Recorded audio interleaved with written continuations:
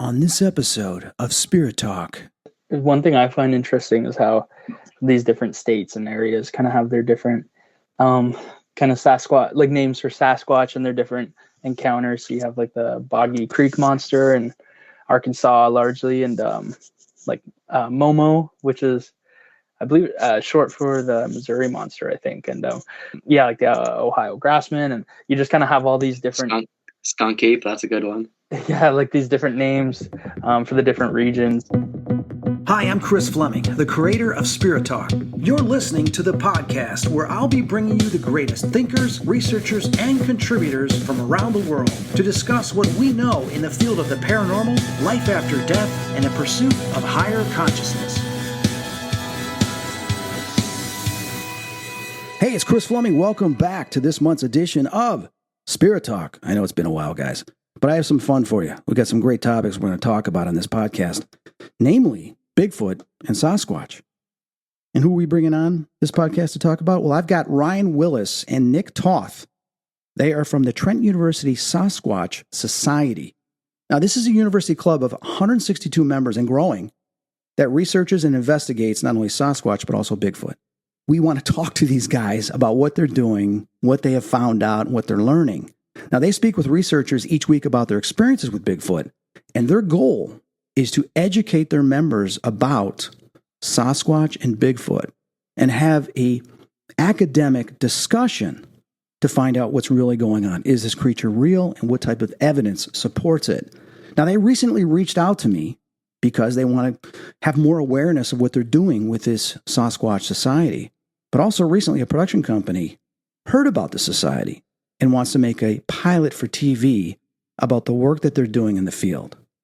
So Ryan and Nick are hoping that you might know somebody that has seen a Bigfoot or a Sasquatch or a witness to something like that and would come forward to discuss it with them on their show.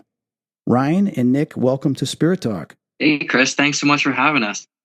Yeah, thanks for having us. You're welcome. Well, thanks for reaching out. And, I have to admire you guys because I'm going to tell you, when I went to school, I went to Beloit College. I played football. I got a degree in psychology and art.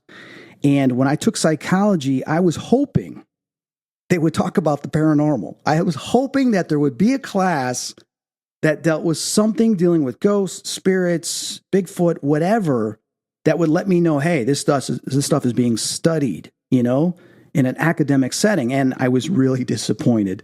There was nothing. The closest was, of course, abnormal psychology, where they talked about hallucinations, manic depression, and schizophrenia. That didn't help me at all. Okay. But it is great to see that there are groups popping up, societies popping up at various colleges and universities that are taking this seriously and wanting to study it further in an academic setting. So congratulations on doing this, guys. Yeah, thanks so much. Yeah. So the first question I know myself I want to know, because this is the first time you guys and I have had the chance to talk, verbally here, is what got you started? I mean, what made you decide to do this or become involved in something like this? So if I go first, so when I was a kid, I was really into the show Finding Bigfoot, and I'd watch it all the time ever since I was 11 or 12, up until about when they kind of wrapped things up a few years ago. But I loved it so much, and in all my spare time, I'd get home from school a lot of days and go online and read about Bigfoot and where reports were coming in and things like that. So I do a lot of research over the years just in my spare time. And then when I got to university, I met another friend there who kind of had the same thing happen to him over the years. And he was into Finding Bigfoot and other shows like that. We thought, hey, why don't we, get some of our friends together and go out in the forest and, go look for Bigfoot. And we did that. And then over time, we evolved more and more and looked, and we were fortunate enough to have so many big name researchers come forward and share so much information with us. And so the club really evolved over our time there at university, and kind of just went from 10 or 15 of us kind of going around the woods and looking at night to saying hey, why don't we become a registered university society doing the paperwork, registering, and then growing to 160 plus members, and then reaching out to different researchers and people, and having them come talk to the club, and it's been so cool getting to learn from all of them, and just such a neat experience. So that's kind of how I got into it, and everything's kind of happened for me. Oh, it's amazing, Ryan. So Nick, how did you get into this? Yeah, I guess pretty similar to Ryan. As a kid, always watching. My show was Destination Truth. That was kind of my favorite show to watch. So with Josh? Yeah, Josh Gates. I used to watch that a lot too. Yeah. And no, he was my favorite, and it was always funny as a kid when the teacher would ask, what do you want to be when you grow up, or and all the kids would say stuff like, policeman or firefighter and stuff, and I was always the only kid to be saying cryptozoologist, and because I just oh, that's so cool. Yeah, I always had it was always kind of my dream to like go out and search for whether it was like Chupacabra or Loch Ness or Bigfoot, especially. I was so interested in. As I grew up, though, kind of getting more into history and theater, and then started my time at Trent, and then it was the beginning of my third year. It was when the club kind of started up, and I met with Ryan. There's an event at Trent called Clubs and Groups Day at like the beginning of the year, and I saw Ryan. He was kind of talking about the club that he had just made, and right away I just knew that it was something I wanted to get involved in any way that I could. And still going to the meetings, talking with the experts and like the top researchers, and it was just kind of blowing my mind, the stuff that they were saying, and just how much work there has been done and there is being done, but also like how much work there is to do. So that's kind of what hooked me. In your guys, time that you've become familiar with this phenomenon, okay, with this type of creature, what have you felt personally has been like your favorite piece of evidence or photo that really was like, wow, this is amazing? Ryan, I won't talk for you, but I know you really like the Patterson Gimlin film and stuff. But for me, what I really like is there was this old oral tradition. I don't know the pronunciation perfectly, but I think it was called the Kikomba in like the Congo. And actually, so it was kind of similar to Bigfoot, just like a giant humanoid kind of like chimp ape like creature. And then scientists discovered later that there was this population of chimps that were massive, and they were way bigger than any other chimps in any other parts of the world. And it was clear that these like giant, never before seen creatures were kind of what these witnesses were seeing. So it showed me that it's very, very possible that, these animals are out there. And if we've already found them in certain parts of the world, it just kind of makes sense that they would be not just isolated in that part of the world, but in other spots. And I think a place like where me and Ryan have been looking, kind of Canada, we'd like to kind of look in more densely forested areas. And but Canada and the US are, I think, great spots to be looking for an animal like that. So you're referring to the species, was it Gigantopithecus? Is that correct? Yeah, I believe so. Because they had discovered the bones and stuff like that there was this type of species. And they believe that's what Bigfoot is, or Bigfoot possibly evolved from that? Yeah, exactly. So it's, since these animals have been proved to be real, it just kind of leads more to a belief. Well, dinosaurs are real, but yet we don't have these giant dinosaurs walking around, but yet we do have, gigantic whales and other species in the ocean. So it's just that, the dinosaurs had died off. It doesn't mean that Gigantopithecus died off, right? Yeah. So for Ryan, yourself, what was fascinating to you about the Bigfoot lore, and what piece of evidence, made you become a believer, or at least curious enough to pursue this? Well, I think the biggest piece of evidence for me, kind of like Nick said, pretty predictable for me, the Patterson Gimlin film has always been my favorite piece of evidence, and I think it is for a lot of Bigfoot researchers. So probably kind of basic that way, but I just think it's so fascinating that obviously that piece of evidence exists, but you have so many qualified people looking at it and saying, this is legitimate. This creature is real. You can see different muscle groups on it. Footprints were taken from the scene and analyzed, and top scientists say this couldn't have been faked by people, and this is a real creature. They, that no one would know how to do these things, especially a group of cowboys were the ones who filmed the creature and found it.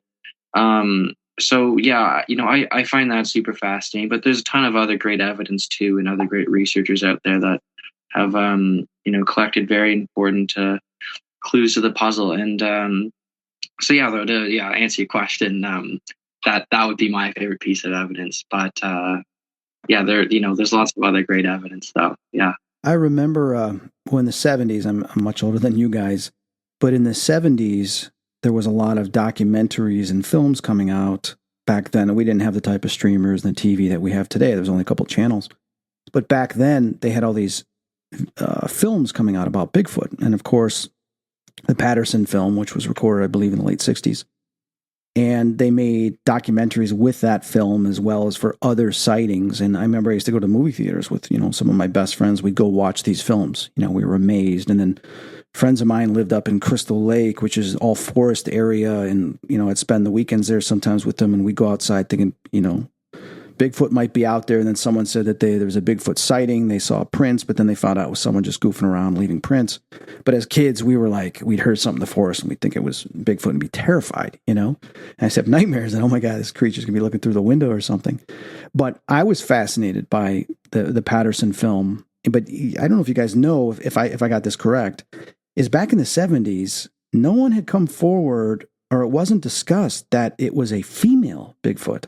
It wasn't until years later that, I guess, when they improved video work and cameras and details, they were able to look further into the footage and they realized that it's a female. Yeah. Mm-hmm. Yeah. With the breasts. Yeah. The people that don't know, you guys want to tell a story because I'm interviewing you guys. Tell us about the film and how ironic that detail is that it wasn't known decades ago. It's only come out, I think, in the last decade or two. Like you said, as it's been more closely analyzed. I'm not sure exactly when people kind of started to pick up on this, but there's breast on it. That's huge because, to go to the trouble of doing all that and then be able to fool, the top scientist in the world is just absurd.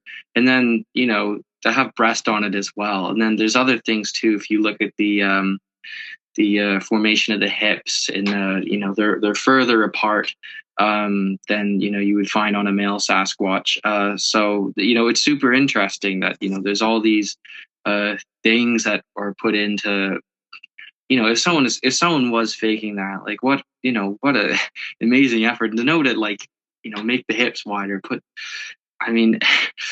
it's, and then to fool the top scientists in the world, it's just not possible. And like, we as academics, absolutely look at the scientific research and listen to, all the evidence that's based in science. And it's just remarkable. And, like I said earlier, it's my favorite piece of evidence, a lot of because of those reasons. And it's just so fascinating. I think. Right. And I remember it was terrifying to see this video when you're younger. You're looking like, oh my God, this is some unknown species that we're seeing. It's like, like getting a video of a dinosaur. It's like, what the heck is this? And it's just terrifying that, even the way the horse responded and reacted, where it was kicking and it was up in the air because it was afraid as well. And he was trying to, film that. And I'm sure you guys have seen the footage where they've isolated where it's not shaking. Yeah. And they're able to see the Bigfoot creature a little bit easier, as well as I've seen where they've done the holographic 3D. They've scanned the entire perspective of that forest, and they can tell you exactly how tall this thing was based on the footage and scanning that region, that area that it was seen. And I remember watching a documentary on that, how they did that. They created a 3D, 360-degree map of the entire location, and you could spin it around in the computer system in the 3D animation. They were able to tell you based on the height from the trees there how tall this thing was, and it's just extraordinary. So that's fascinating, and I remember there was a footage I saw years ago, and I don't know if it's legit or not because I never followed up on it, but they believed it was a Yeti, abominable snowman, that was going up the side of a mountain. And just watching that thing sift through the snow and walk, this thing was huge. And I watched that. I remember seeing that a long time ago in a documentary, and I was like, that scared the heck out of me. I mean, can you imagine being up in the mountains and snowmobiling or skiing or something, and you see this creature?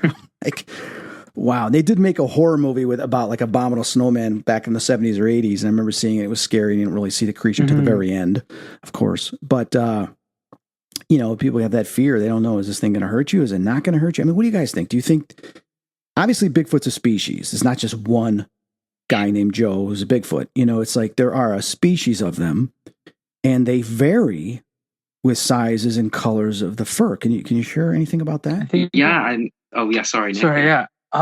Just going back to the kind of the interesting idea that it was a female Sasquatch, and I think, and it kind of leads into how they're different in different areas, because like there was in that same area that the Patterson-Gimlin film was filmed, there were a lot of like Native American and indigenous oral traditions about it's called the Sanakwa. I think that's the pronunciation, and it always had this motherly kind of like moral to these stories, and it was always seen as sometimes it would be holding a basket, or like it had a fascination with children, and so it's just interesting how like in certain areas these people that have had these experiences with these creatures have noticed kind of different attributes, because sure, in other places there might be more records of more aggressive Sasquatches that might be more prone to throwing rocks, or kind of more on the aggressive side. So yeah, I think and you see that with any animal. I mean, lions in certain regions are definitely not the same as lions in other regions, and some hunt certain animals and some hunt other animals, and that kind of changes the way, maybe how aggressive they are, how strong they are. So I think it would just make sense for Sasquatch to kind of follow the same kind of pattern. Do we have any ideas or assumptions of what they eat? I mean, they eat berries. Do they eat deer? I mean, do they eat meat? Yeah. I mean, what most of the researchers we've talked to about that have told us is that they have a very similar diet to bears, and that they'd be classified as an omnivore. So yeah, like really anything, berries. Based on witness reports. I mean, you can find a Sasquatch witness report for anything, but you have some who's going through the garbage. You have some, they say, we saw it chase down a deer and snap the legs, and it's been suggested that that's a hunting technique for them. They'll go and snap the legs so it can't keep running away. Wow. And so really anything. So yeah, you could very much compare not only their diet but where they're living to bears. So yeah, a lot of Dr. Meldrum, actually, if you're familiar with him, yes, told us that probably there's a Sasquatch for every 200 bears or so, or 200 black bears. So and then you go out west and you have areas that support grizzly bears, and you find even more density of Sasquatch reports. So it's a very interesting correlation, and it's absolutely believed they'd have a very similar diet to bears and could be classified as omnivores. Well, that's scary. Yeah, it sounds like they'll eat just about anything, really. I mean, it'd be scary enough seeing an alligator killing another animal, or even a bear killing another animal. But then when you see a Bigfoot killing some other animal, and you're like, could he do that to me? It's just, be terrifying. Well, I mean, is there any cases of anybody being severely hurt by a Bigfoot? Or Sasquatch? I've actually gotten reports from people that have said they've been attacked by a Bigfoot, and that they have injuries to prove it. Now, I haven't met with this witness, and I can't really give detail about certain parts, but essentially, yeah. So there have been reports. That doesn't necessarily mean, I haven't even talked to this guy on the phone yet. It's been a little tough lining that up, but that's just one report. So I have no idea that I can even suggest that's legitimate. I haven't seen pictures of a century, so that's just one that we got. But yeah, you do hear of other things and people being abducted or, attacked, thrown rocks at. You do hear those things. So would you think it's mostly defensive tactic, just like leave me alone? I mean, it's not like it's trying to personally like hurt you. It's just like leave me alone and get out of my environment. I mean, what do you think? I think especially in the Bigfoot community, you do hear a lot of the rock throwing. So I think that is kind of a get out. There's enough reports kind of coming in of that I think it definitely has legitimacy.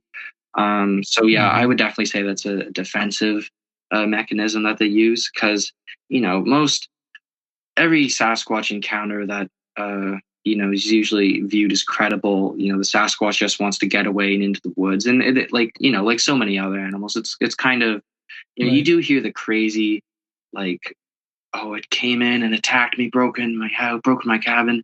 But like, there's a lot of you do have to take a lot of these things sometimes with a grain of salt and look at the evidence. As a fantastic as it would be to have a Sasquatch break into someone's cabin, attack them barely get away somehow.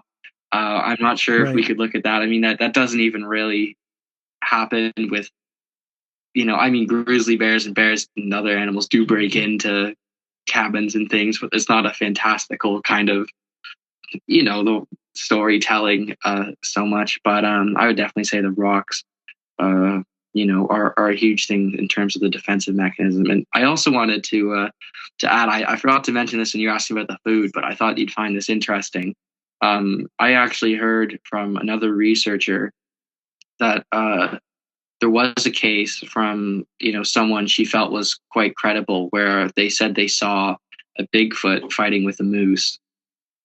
And yeah, so who knows if that's, just two animals bumping into each other wrong place one time, or it wanted to eat the moose. Right. There could be a variety of, there's a variety of reasons why animals get into altercations in the woods, as territory or food. But I thought that was another thing you'd find cool in terms of the diet. Yeah, that is. I mean, just imagine these two Goliaths going at it. It's going to be kind of scary. It's like the Hulk and the Abomination. Yeah. This Bigfoot and this moose. Nick, do you want to add anything to that? I think Ryan pretty much summed up, because we will discuss a lot of these sort of topics and kind of since we're talking to a lot of the same researchers and everything, kind of hear the same experiences, and for the most part. But yeah, I think for sure, like we know these Sasquatch and these Bigfoots are smart, and they wouldn't have lasted this long if they weren't somewhat intelligent. And I think not a lot of less intelligent animals are very like hyper aggressive for no reason. I think they know like the benefits of not being seen, and kind of more so being defensive and when they need to be.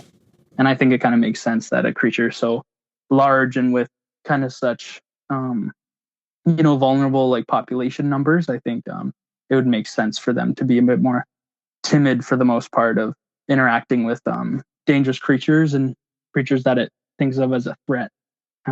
So yeah, it kind of makes sense to me that we don't have a lot of these instances recorded of like these hyper aggressive Sasquatch experiences where they're seemingly without any reason just attacking people. That kind of makes sense to me in the sense of they would probably be more on the safe side and play more defensively. Well, I've heard recordings of the knocks when they do the knocking, and then against the trees, whether it's they use a big stick or whatever to knock against it. And then I've heard their calls and they're crying out and they're grunting, which is just like, you can't really compare it to anything else. I mean, it's like, wow. And when you listen to it, it sounds like, well, if this is going to be a Bigfoot, this is a Bigfoot, doesn't sound like any other animal. Yeah. And what do you guys think of some of those recordings that are out there? Yeah, I mean, we receive a lot of reports, and I've gotten a few recordings from that. And then obviously, I love listening to different Bigfoot recordings, on the internet and stuff in my spare time. But it's so fantastical. Like it's just, I don't know. Someone sends you something sometimes. Like I've had a few times, I get an audio recording or something from, and you go, okay, like, because sometimes you'll maybe get a few in a row, and then they're not like, it's like a dog or something, and then yeah, someone's trying to prank you, or I think you get a variety of things, but I think I kind of had just last week, maybe I get an audio recording every so often from a witness, and I think the two I had before that were kind of obviously not a Sasquatch, and it was clearly just a dog or something, and it's just someone who just doesn't really know and thinks, oh, maybe it could be, right.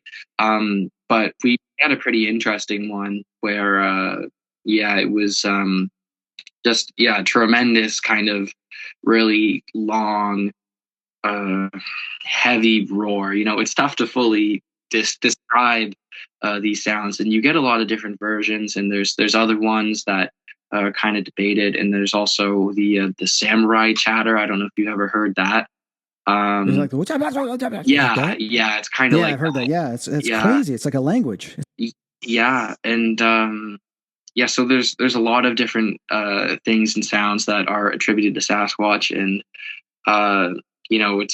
it's tough. Every Sasquatch sound video on the internet probably isn't, but there's a lot of them that come in and are properly investigated that are very compelling, and experts listen to them. Do you by chance have any? Do you have any that you could play for us? Is it possible? Do you have any readily available you can play for us? Brian? I do, but I kind of, we're very I'd have to ask the witness first, and it's a whole thing with that. Okay. But if you look up online or anything, I'm sure that there's tons that are very easy to find. But any of them, I might throw some in here. The listeners can hear this because I've heard a lot of these recordings.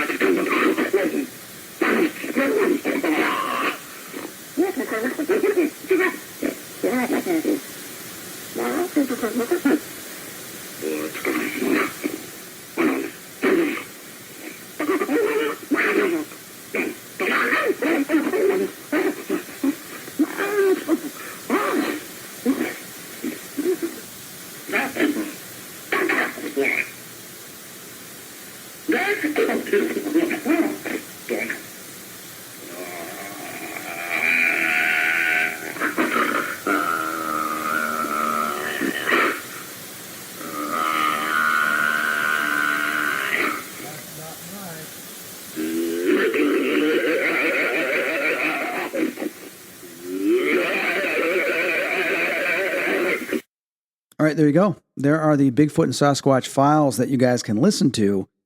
And I have the links on the Planet Paranormal page where I host Spirit Talk. You can click on those links and they'll take you to the source material, and you can listen to more of those sounds on your own. But let's get back to our guests and ask them a couple more questions about Bigfoot. Now, if either one of you ever had a Bigfoot experience, Nothing, unless something's happened to you in the past week or two, Nick.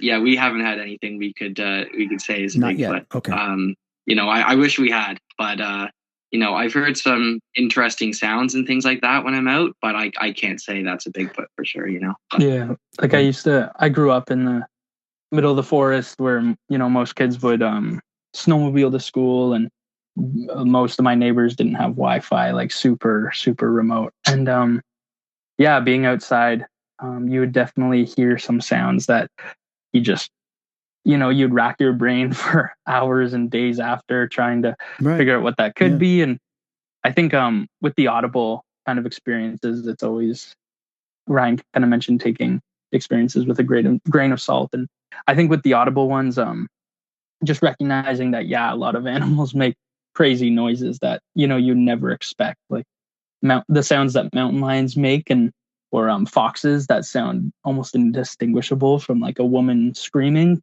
like those kind of, like there are countless, just very kind of surprising sounds that these animals can make. But then you find these certain experiences and certain recordings of these sounds that, like Ryan mentioned, no expert has an idea of what that could be. And you kind of go through the list of animals and rule them all out. And you're just kind of left scratching your head and wondering. So I haven't had a for sure experience like that, but it's definitely interesting. So how has it been for you guys academically? I mean, what are you guys studying while you're in school? Do you want to go first? Yeah, sorry. I'm doing the teacher stream, and I'm studying history and French. Okay. And Ryan? I just finished my Canadian and cultural studies with a specialization in film and media. But I'm going back for entrepreneurship this year. So that's what I'm doing. Oh, that's cool. That's cool. So how has it been? I mean, going to the university with some of the other professors. I mean, have you had deep conversations with any of them regarding the subject matter? Typically we've emailed with some of the faculty there about about using labs and things for certain testing. But we haven't talked to too many professors at the university, but we usually we've actually talked to a decent amount of we've talked to a fair bit of academics and PhDs and stuff, but outside of Trent. So there's no one at our university that I guess would fully make sense. It's probably like we'd rather bring in a Bigfoot researcher to talk to the club on, but someone that's spent a lifetime dealing with it. But at the university, we haven't really talked to too many professors there, anything about it. But it is kind of sad though, because it kind of shows you see it a lot in academia, but even with the witnesses that come to us, a lot of them don't want their names or any identifying information out there, and they want to remain anonymous. And you can definitely see that in academia with like the risk and of kind of coming out there and even talking with Sasquatch, researchers. And there's such a stigma around that to me, it doesn't make any sense at all. Of course, there's always like, some witnesses that clearly might not, they might not be a super like all there, but there's so many accounts and there's so many witnesses from these people that most people just consider them to be totally normal, and they've just kind of held on to the secret of this experience that they've had, and out of fear from going public with it. And that's just too bad. And no, it's understandable. Right? I was just going to say, I think a lot of people out there don't really realize how many academics, I don't just mean students, like, we obviously have a ton of students that are involved in this, but I mean like professors and, university faculty members that, are involved in Sasquatch research. And, I can't really give too much detail, but there's kind of like underground communities of professors, and it's very interesting though that, and a lot of them are afraid to come out and say, there's something here and we're interested in this research, because they're worried about losing, funding and credibility from their in their respective fields. But which, it's a shame about the stigma aspect, but there are a lot of really good academics still, luckily, that are public about it, like Dr. Jeff Meldrum, or Darby Orcutt, Dr. Hart, there's Dr. Bert Seven Moscow, and there's it's there's a lot of academics involved in it, and I think that's important for people to realize. But like Nick was saying, unfortunately, there's a ton of stigma around saying you've seen a Sasquatch, and right. I've never had a Bigfoot experience. I've always believed in it. Was always fascinated when I was a little kid. I mean, because when you see ghosts, you see demons, and you see angels and stuff, you begin to realize, okay, well, maybe this creature exists. But I became more fascinated with the actual study and research. I remember when I was doing my magazine in the 90s, I published a magazine called Unknown Magazine. And one of the issues, the 5th issue, I dedicated to Bigfoot. And so I sought out getting people's stories. And we're going to talk about this in a minute, because I know you guys are looking for people's stories as well regarding this pilot you're going to be shooting, regarding your research and people's experiences. But I remember there was one story that really fascinated me. And I had heard him before being interviewed. I believe he was interviewed on Art Bell. And Clyde Lewis, who did a show called Ground Zero, I reached out to him, and he says, I'll interview this guy, and I'll write an article for your magazine. I said, fantastic. And I did interview this guy. He used to do a radio show called Unknown Magazine. All those recordings were lost. Something happened to the guy. He pulled what he was doing. So I had done 6 interviews. One of them was with Dr. Matthew Johnson. And Dr. Matthew Johnson, which this article was about, was a psychologist. He went hiking on July 1st in 2000 at Oregon Caves National Monument with his wife and his children. They were just going hiking, through the mountainside, and he had to go to the restroom, so he excused himself, went over to the bushes, and then he heard something to his left or right, and he looks over and he sees this creature staring there, looking at his family, and he was terrified. Went into the fight or flight syndrome. And here he is, a psychologist that counsels people. He's seeing this big creature, and he's seeing them look at his family. He doesn't know if it's going to hurt his family or what it's going to do. So he quickly stopped what he was doing. He raced over to them, says, "Do not look back, just follow me." And they went back to camp. And I guess he got one of the rangers there, whatever, told him his story.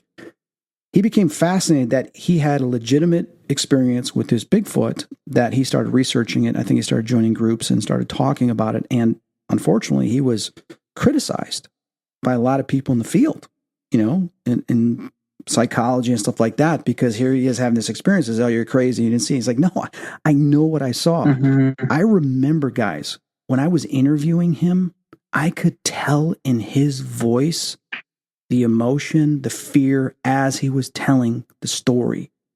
And that stuck out to me, like, this guy had an experience. He saw something. So for me, for someone, in psychology, to have this experience and then all of a sudden dive into this research and study with other people was fascinating to me. This is going back to the year 2000 when I had interviewed him and then published this story. And you talk about people that are afraid to come forward. This guy came forward, but I know an individual. I used to go to these conventions all the time, and I would sell collectibles, and I would be promoting my magazine and stuff. And there was a guy there that would sell back issues of all different types of magazines. He was a collector. He says, "What are you working on?" I said, "Well, I'm working this magazine, paranormal stuff." And I hadn't published the Bigfoot one yet. He comes up and goes, "Well, if anybody talk about Bigfoot?" I said, "Well, yeah, I've heard a couple stories." He says, "Well, I had an experience." And he starts shaking. He's like, "I don't know if I want to tell you," but he tells me the story. And he was just basically driving down, was it Highway 16, going to, if I can't remember, it was Georgia or Savannah, I think. And this was back in 1981. And he tells me this story that he was going during the day and he thought he saw a bear on the side of the road. And so he started slowing down. Goes, "Oh my God, it's a bear," right? And it was leaned over on the side of the road. So he slowed down, going about 5 miles an hour to get a look at this bear. All of a sudden it stands upright. And he's like, "Holy cow, this thing's huge." And then it turns and looks at him. Mm-hmm. And then he realizes it's not a bear. He said he was terrified that was afraid to peel out of there or whatever. He just kept going real slow, like, okay, maybe it's not going to notice me. But it noticed him, looked at him, and then walked across the street and then went to the other side of the forest. Now, when he arrived in Savannah, Georgia, he tells his brother, and his brother says, oh my God, I've seen one too. And so he allowed me to publish his story, but he didn't want his name in there because he says, people are going to think I'm crazy and I don't want to deal with that, that criticism. And I said, I completely understand. So I thought it was, a fascinating story. Now you have people that, like you said, that they'll come forward, they'll share their story and they'll take the criticism. And some people won't, they'll keep it to themselves. I've met other people during that time period when I was looking for stories that I wasn't too sure about their stories. One guy that lived, Montana or somewhere, he was showing me all these pictures when he says, that's a Bigfoot there, that's a Bigfoot there. And I couldn't really tell, it was just bushes. But his story, I couldn't even read and couldn't make sense of it. His education wasn't really there. Does that mean he saw it or not? I don't know. It's like, how do you gauge if someone's telling the truth? I mean, how are you able to tell if someone's really telling the truth about seeing a Bigfoot?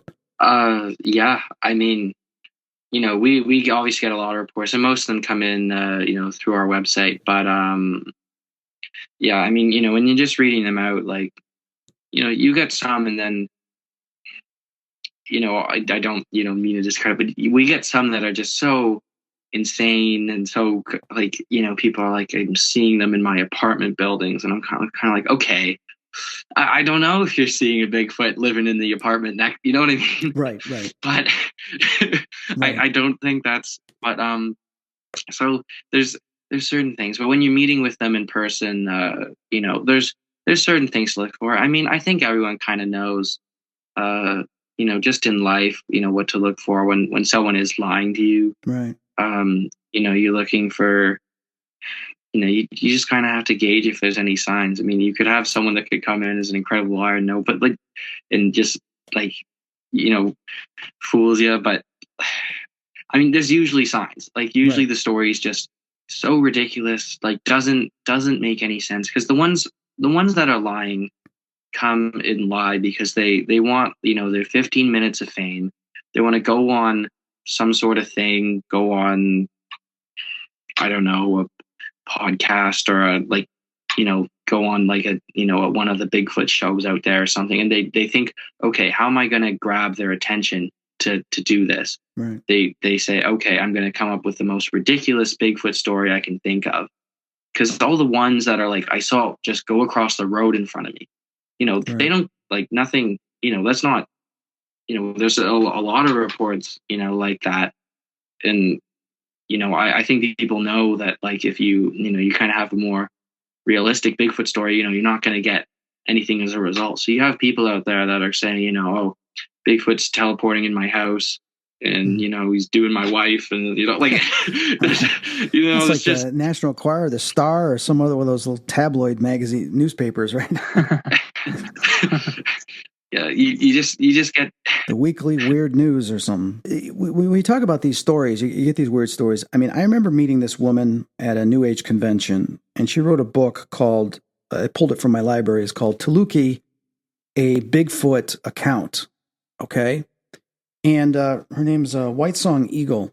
And she was really a unique woman. I mean, she's telling me my story. She's selling crystals and all this stuff, and said she used to live in the forest, and I can't remember exactly where. It's been years since I read this book. It goes back to 2008. But she believes, and she states in this book, she had this extraordinary experience, interactions with Bigfoot, because she was always in the wildlife, and how they would come up to the really edge of the forest, and they would retreat, and over a period of time, they become comfortable with her.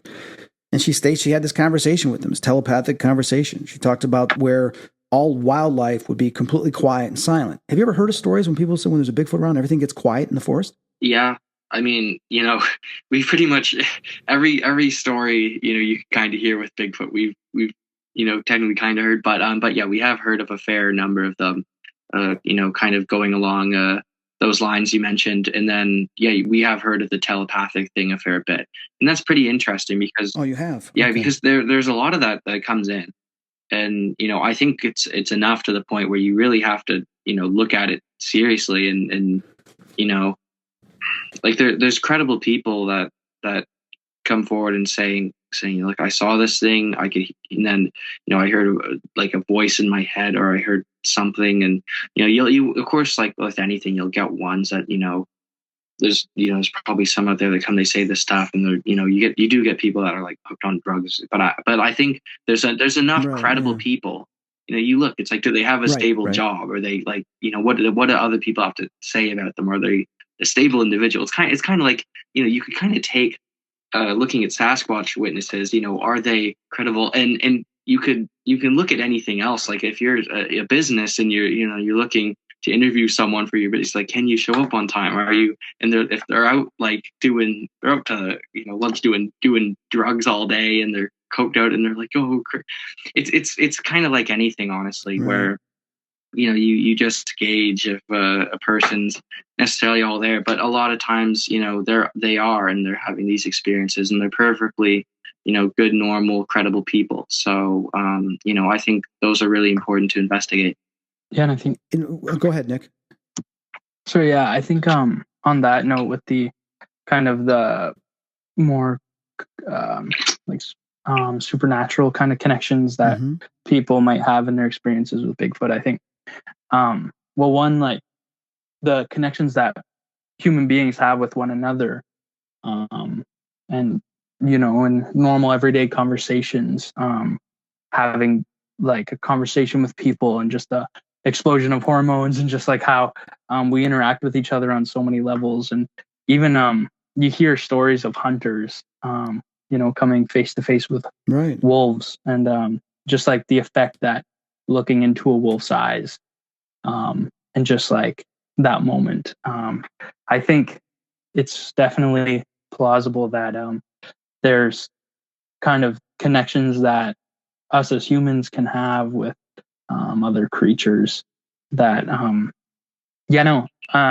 definitely different than just sight and hear, and like the kind of things in more the physical realm. I think it's definitely something to consider, that maybe something a bit more supernatural or metaphysical is possible with these creatures that we know so little about, and yet there's so many experiences that different people have had with them.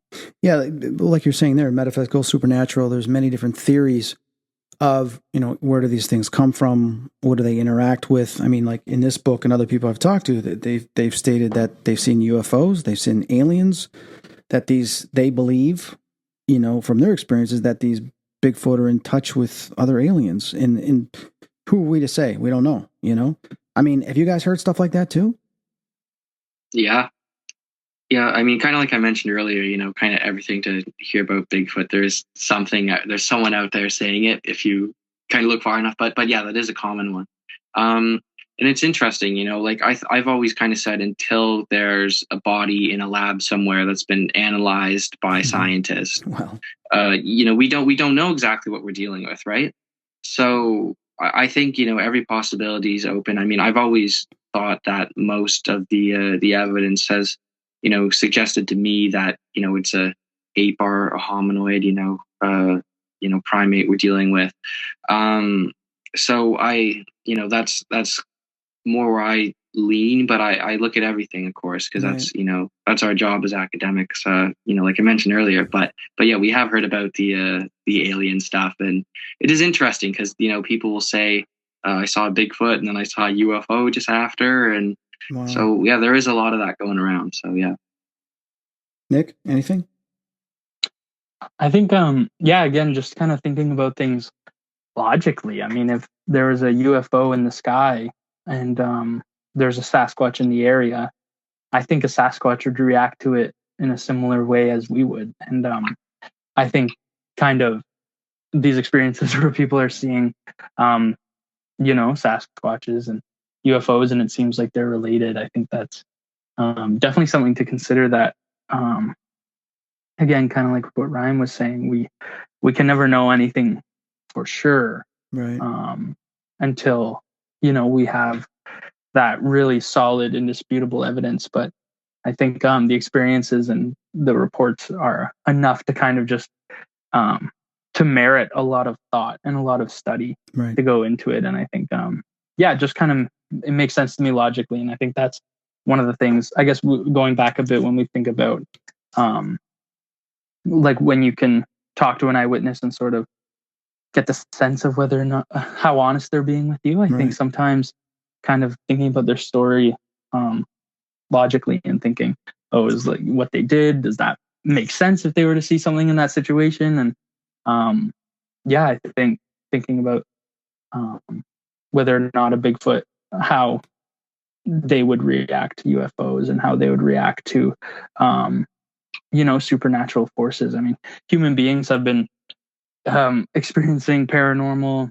like whether it's ghosts or spirits or there's been accounts of human beings having these experiences since, the dawn of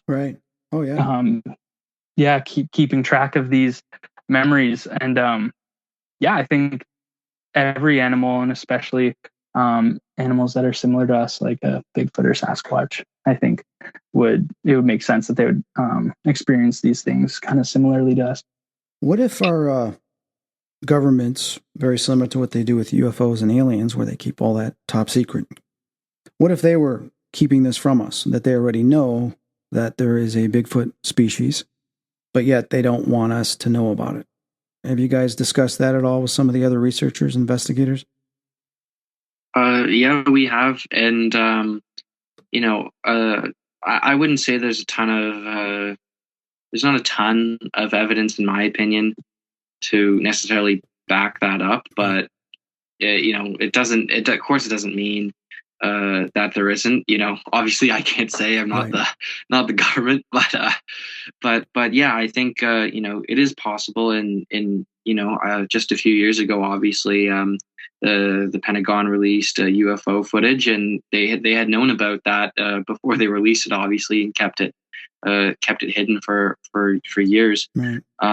So I think it's totally possible. But in terms of evidence to support that, I wouldn't say that there's a ton. But yeah, I know I said this to you guys in an email before, and I think I'm just going to go ahead and share this story. I want the listeners to understand, I published a magazine back in the 90s for several years, and I tracked people down all over the world telling stories, and I would have a theme each episode, whether UFOs, ghosts, Bigfoot, demons, angels, whatever. During the time I was doing the Bigfoot, I had a bunch of stories, and I had to sift through which ones I was going to put in the book, in the magazine, which was just 3. An individual, I believe it was KT Frankowitz. Now remember, this is going back to 97, 98, it's probably about 98, 99 when I was told this. Okay, that's a while ago. But in a lot of the writers I had, as well as other researchers and stuff, I believe it was KT that told me this and wanted me to talk to somebody. And then this person had called me, but he told me specifically that he did not want this story published, but he just wanted to be able to tell someone with the acknowledgement that I was never going to publish this story. He says, when I'm dead and gone, you can go ahead and do it. But unfortunately, I didn't, I might have taken notes of who he was and everything, and just, after all these decades, I don't know where it is. But I just want the viewers to know, or listeners to know, that I do not remember the name of this person that tells me this story. So I can't prove anything. I can only relate to you what he relayed to me. All right? Now, he lived, whether it was in Oregon or one of the big Washington, wherever it was, big forests. He told me that he lived in one of those little campers, those little mobile homes. And he was in an area with and he would go out hunting sometimes to catch deer, whatever. He lived off the land, basically. There had been something attacked his dog, I guess, one night, hurt his dog pretty bad. So he was always on alert that what the hell's coming up to and doing this, some other type of predator. There was one night, in the window, he saw this face, but it wasn't a human face. He screamed. He was freaked out. So he went and got his shotgun, and scared, he goes and opens up the door, and he sees this big creature running away. And so he shot at it, and he hit it. All right? Because in those days, where he lived, you could shoot whatever, and you were hunting and, shoot to kill, basically. He had killed this thing. When he went up to it, he saw that he was looking at a Sasquatch-type, Bigfoot-type creature. Freaked out, he went and called the rangers or whoever was in that park district. They showed up with military. And the military had this flatbed, or back and forth correspondence, and then they showed up with this flatbed. And they took this carcass and they put a tarp over and they took it out. And then he told me that a military personnel sat him down, questioned him about everything, told him that he did not see it, that it was just a bear. He goes, no, I know. He says, no, you saw just a bear. It was a bear. And if you don't stick to the story that it was a bear, you may end up disappearing in this forest. So he threatened him. So he was afraid that if it ever went public, him telling this story, that he would be killed because he was threatened with his life. So he tells this story, and then my friend, which I believe was KT, had shared this with me. I think she's passed away since then. It's been a long time since I spoke to her. That, this is why you don't see the Bigfoot creature. Now, that is one story from one person. I don't know how credible that is. I have no proof or validation of who he was because it's been so long. But it's always made me think, because I know in talking to many military personnel how aliens are kept from us in the various underground facilities and top secret projects, that all that's kept from this. It made sense that it's possible that this is the same thing that's going on. So I just want to share this story with you guys because I didn't get to tell you this. I want my listeners to listen to it and take it with a grain of salt until there's something that comes out, or other military personnel or whatever, to validate this. Okay, I just want to share this story, get it off my chest. Wow. Yeah. Wow. Yeah, no, I love that story. And I've heard some similar ones to it, and certain, things being shut down and disclosed, and certain very unique, credible pieces of evidence and stories getting completely wiped out in terms of their presence and credibility on the internet and certain groups. And I've heard a variety of things, but yeah, it's super neat. And hopefully, if that is the case, the government at some point comes out and like the UFO stuff, shares it with us. Now, you guys, obviously in your research, you spoke to a lot of other Bigfoot researchers. You've reviewed some of the evidence, or you've talked about it. What does the community, the Bigfoot research investigative community, state is like right now is the Holy Grail, or something that is just so remarkable that they have that to them proves there is a Bigfoot? Is it the hair samples? Is it the fecal matter? What is it that the organization or the researchers always talk about that is something that they know it exists? Anything? Yeah, I mean, well, to call one of the pieces of evidence the Holy Grail, you'd probably look at the Patterson-Gimlin film, obviously, because you look at that and you don't need to be a scientist or anything. You can tell it's a real creature and it's a real Sasquatch.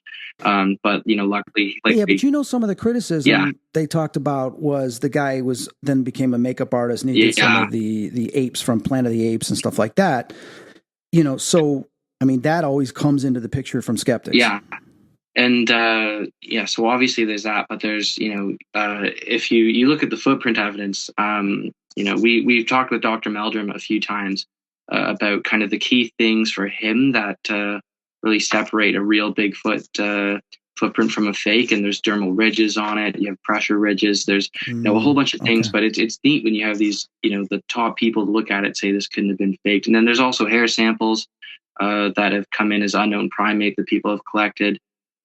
So yeah, it's very interesting stuff. And then there's, other photos, and of course I find the eyewitness stuff very compelling just because it's neat, hearing from people what they're encountering. I'm sure, in your line of work, you love hearing, different stuff that's happened to people too. I find that super fascinating, but yeah, there's a variety of things. And, there's, I think most people in our field know most of the basic evidence, but yeah, it's very neat that evidence does exist. And yeah. Nick, do you want to chime in and add to that, but also tell us about this production company and this pilot that you guys are going to be working on, what you're looking for, so my listeners, if they know anybody or they've had an experience, they can contact you. Yeah, I think Ryan kind of hit the nail on the head with kind of what are the most compelling piece of evidence today. But yeah, regarding the show, we're like, we would love to, if people have, experiences, and even if they're not sure if the experience would, merit a spot on TV, just kind of regardless, they can always reach out. And we would love to hear anyone and everyone, as many experiences and eyewitness accounts as possible would be definitely kind of what we're looking for. Kind of. How would they get a hold of you then? We have a website called SasquatchUniversity.com. There's a little thing at the bottom. You can go and just send us a note and we'll get it. So yeah, that's the best way to get in touch with us. But yeah, like Nick was saying with the show stuff, yeah, we want all the witnesses and, just anything you think could be, useful to us, whether it's, eyewitness encounter, how we always want to hear all of it. Because even if with the show we're doing, it wouldn't get on there, we still love hearing and tracking all the research. It, helps us decide where to go. And as researchers, that's our job to, collect that evidence. And so just anything Bigfoot related, send it over. So, yeah. What I'll do is I'll send you guys a copy of the magazine I did, and perhaps you could reach out to this psychologist if he's still alive, and maybe discuss with him his experience too. Might be something. I don't know. I haven't updated researching him in a long time, but it is a very compelling story. And if he's still around, God only knows what he knows now after decades of researching and investigating this, and perhaps he can share his story with you guys. Maybe even take you there to that area. Yeah, for sure. Yeah, I'd love to. Yeah, please send that over. We'll definitely check that out. Yeah. Before we wind up, you guys have shared, how people can get a hold of you. And I will also put this link on the Planet Paranormal page right underneath the summary of this episode. Click on it and take a look at your website. But out of all the stories you've heard, whether it's Nick or Ryan, if you want to share a story, what has been your favorite story? Can you share us, as best you can, that story? Do you want to go first, Nick, or? Yeah, sure. I mean, there's a really fascinating story.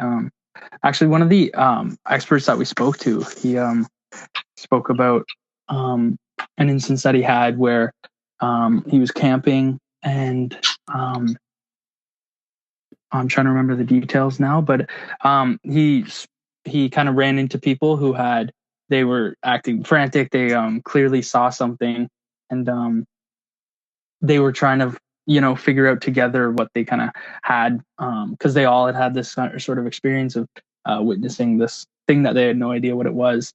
And he then went out and he started doing the samples of all these prints that he had found, and the number was in the hundreds of how many different like whether it was footprints or pieces of like grass or shrubbery that was like clearly imprinted.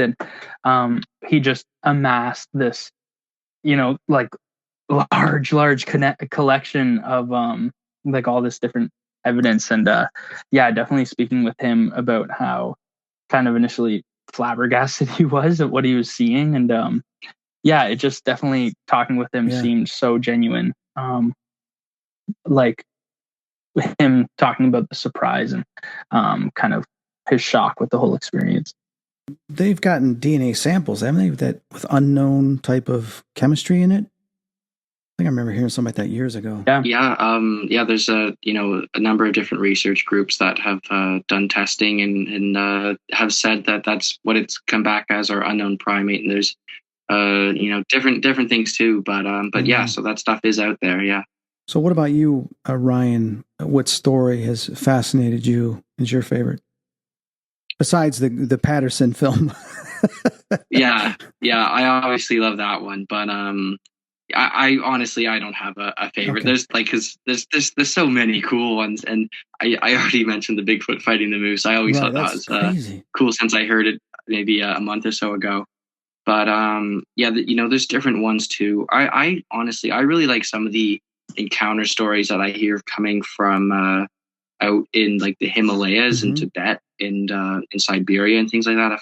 I find that so cool. So I've just heard of different ones of people being so high up in these mountains, and then there being like huge like Bigfoot prints up there, like so high up. It's like if someone were to prank these guys, like they'd have to know they're up this mountain first of all, climb all the way up the side of it and like up some crazy elevations and things. I find those ones are kind of my favorite personally, just because of how insane, like, for someone to see one of these things, like, halfway up some of the tallest mountains in the world. It's super interesting. And but yeah, those would be my favorites. Yeah.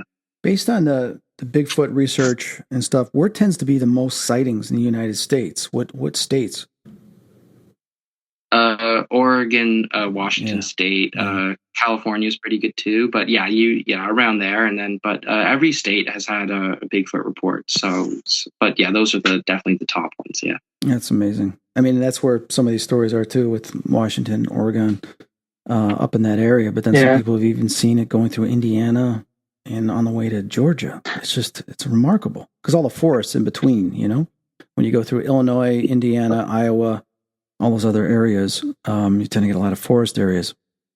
It's one thing I find interesting is how these different states and areas kind of have their different kind of Sasquatch, like names for Sasquatch and their different encounters. So you have like the Boggy Creek Monster in Arkansas, largely, and like Momo, which is, I believe, short for the Missouri Monster, I think, and like the Ohio Grassman, and you just kind of have all these different Skunk Ape, that's a good one.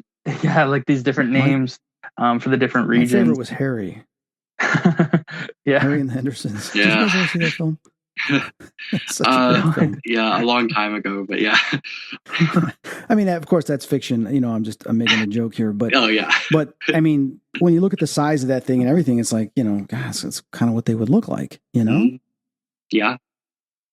Yeah, no, that's well, obviously they base it off of what Sasquatches are known to look like, and but yeah, no, it's great that there is a movie like that out there though, and yeah.